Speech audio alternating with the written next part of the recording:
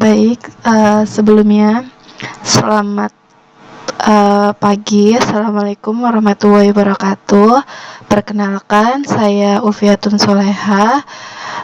Di sini saya akan mempresentasikan hasil dari proyek mata kuliah data mining, yang dimana saya itu di sini membuat proyek dengan teknik data mining yaitu time series. Dengan projectnya yaitu di sini saya akan mendeteksi port pengisian pada stasiun kendaraan listrik dengan model LSTM.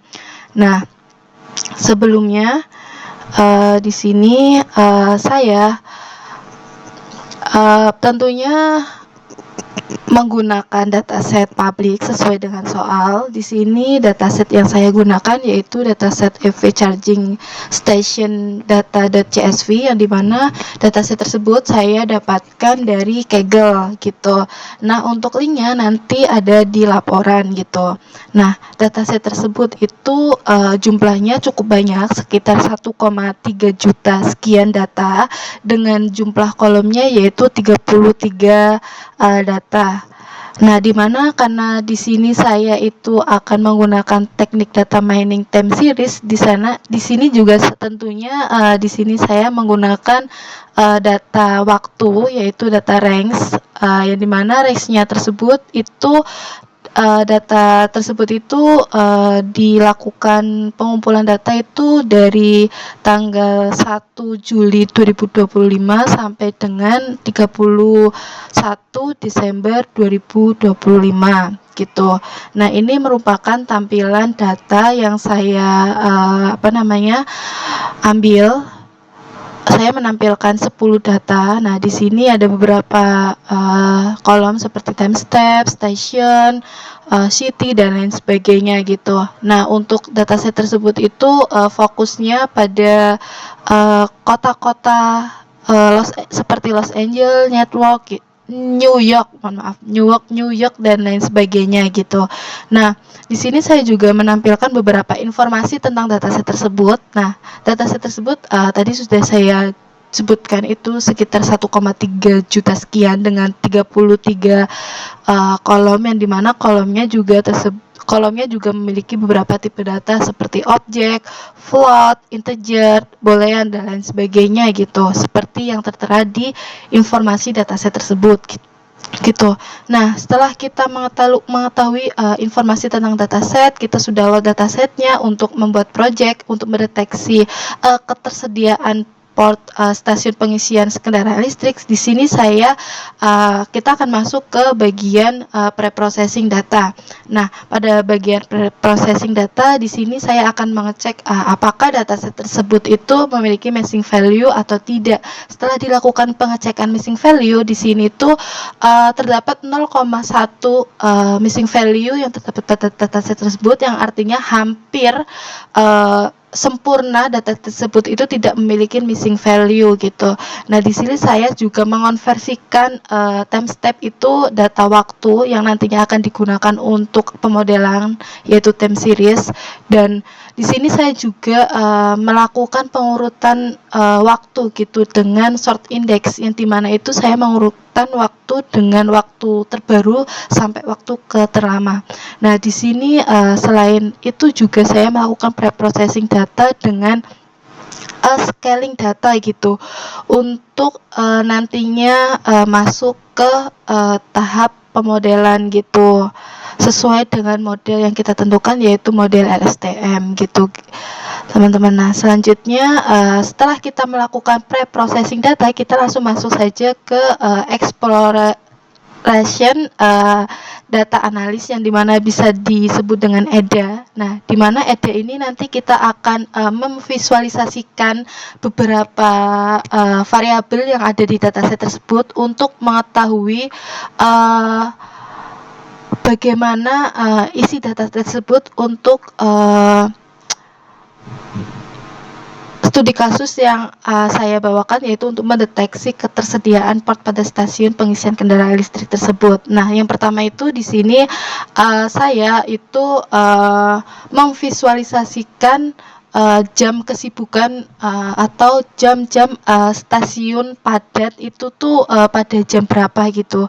Nah, di sini tuh terlihat bahwa variabelnya X itu saya buat variabel jam dan variabel Y itu saya buat variabel kesibukan stasiun tersebut atau rata-rata utilisasi. Nah, dari visualisasi tersebut kita mengetahui bahwa dataset tersebut itu tuh memiliki jam sibuk atau jam padatnya itu pada jam-jam sore gitu, jam sekitar jam lebih dari jam 3 seperti jam 5 sampai dengan jam 8 malam gitu, yang dimana jam tersebut itu jam selesai bekerja gitu. Nah, berarti artinya itu tuh di jam tersebut itu stasiun pengisian kendaraan listrik tersebut itu mengalami kepadatan gitu, teman-teman. Terus selanjutnya di sini kita masuk ke heat map. Di sini saya akan memvisualisasikan heat map dari hari dan jam berapa sih permintaan untuk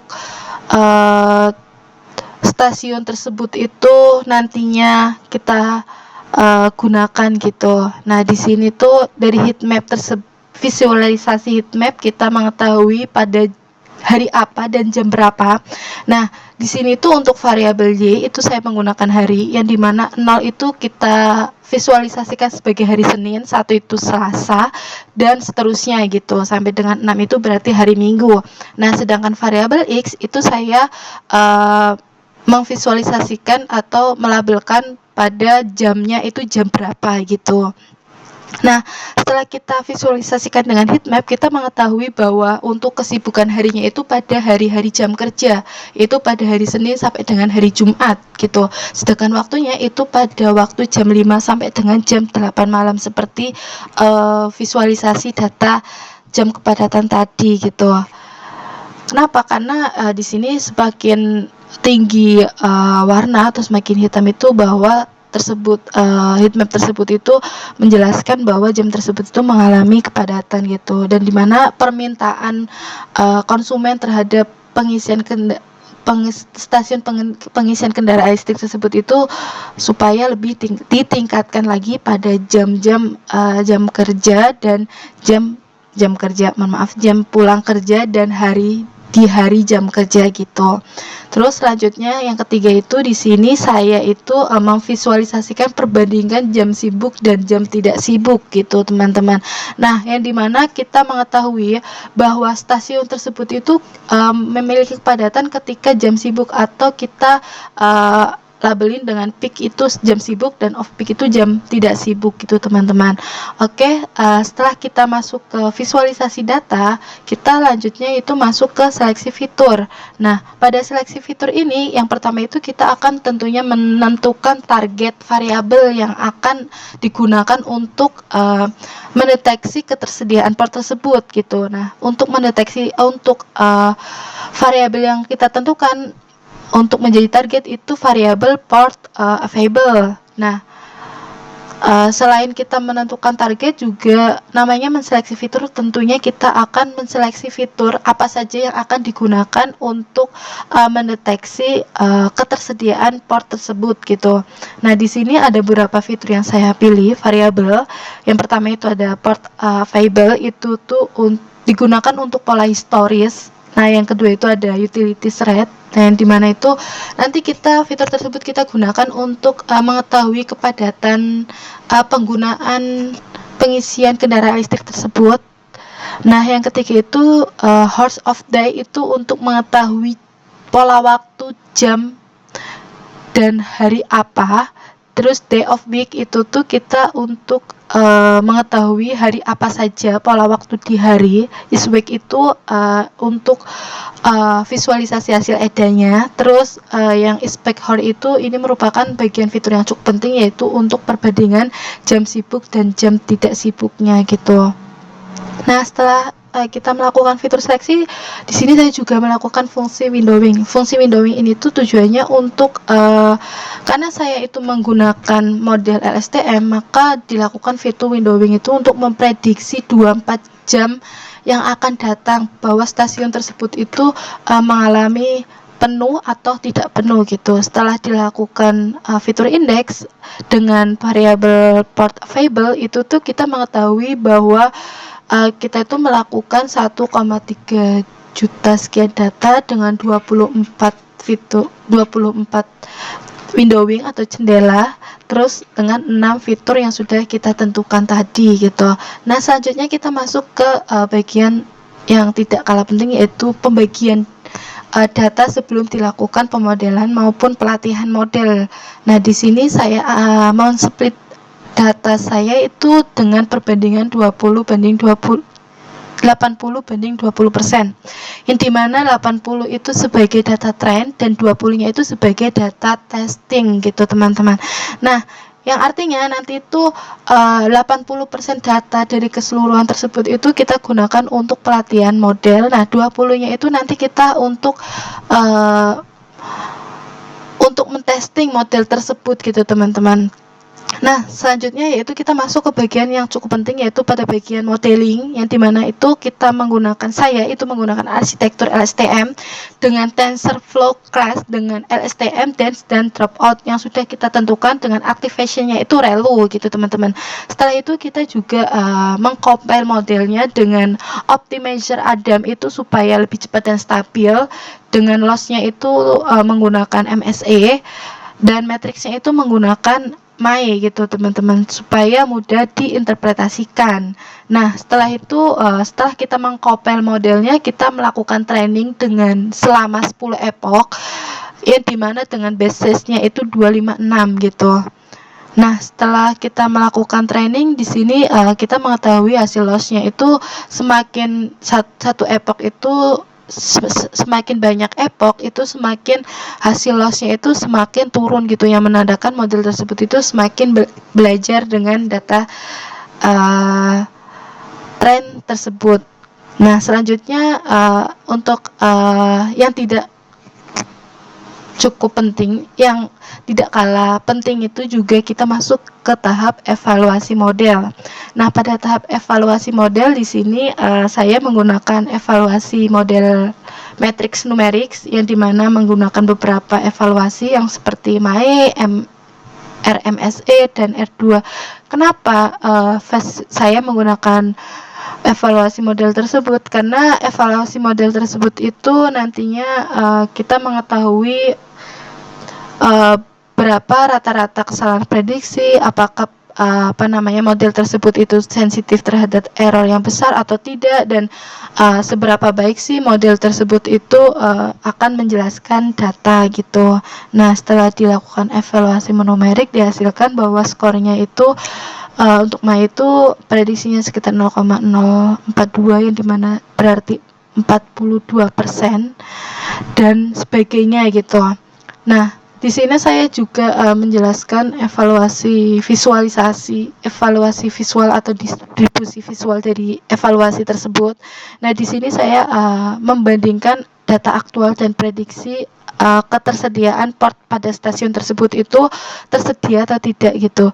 Nah, bahwa data aktual itu berarti port tersebut itu ada atau tidak, dan prediksinya itu bagaimana. Nah, untuk yang orange itu kita labelin sebagai yang data prediksi, dan yang biru itu kita sebagai data aktual.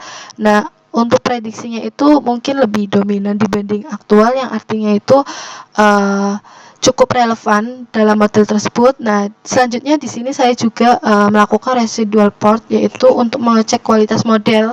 Nah, untuk model yang saya gunakan itu cukup bagus, karena model garis yang sudah ditentukan itu di 0,0 gitu, udah sesuai gitu teman-teman. Nah, selanjutnya kita masuk yang terakhir itu kita akan mengetahui kondisi stasiun port itu penuh atau tidak penuh gitu teman-teman.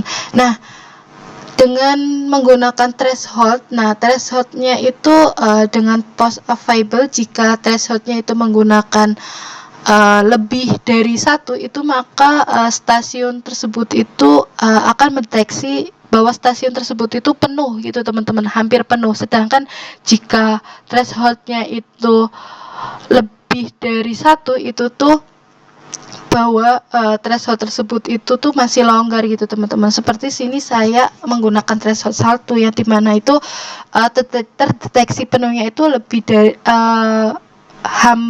dari 1, yang dimana itu tuh stasiun tersebut itu tuh pastinya 100% itu penuh gitu teman-teman. Sedangkan jika kita menggunakan thresholdnya itu 0,2 itu tuh yang dimana itu dengan post available-nya itu kurang dari 1 itu tuh bahwa stasiun tersebut itu hampir penuhnya itu cuman prediksinya itu cuman 87% sekian gitu teman-teman. Nah, mungkin itu saja presentasi dari saya, kurang lebihnya saya mohon maaf. Wabillahi taufiq wal hidayah. Wassalamualaikum warahmatullahi wabarakatuh.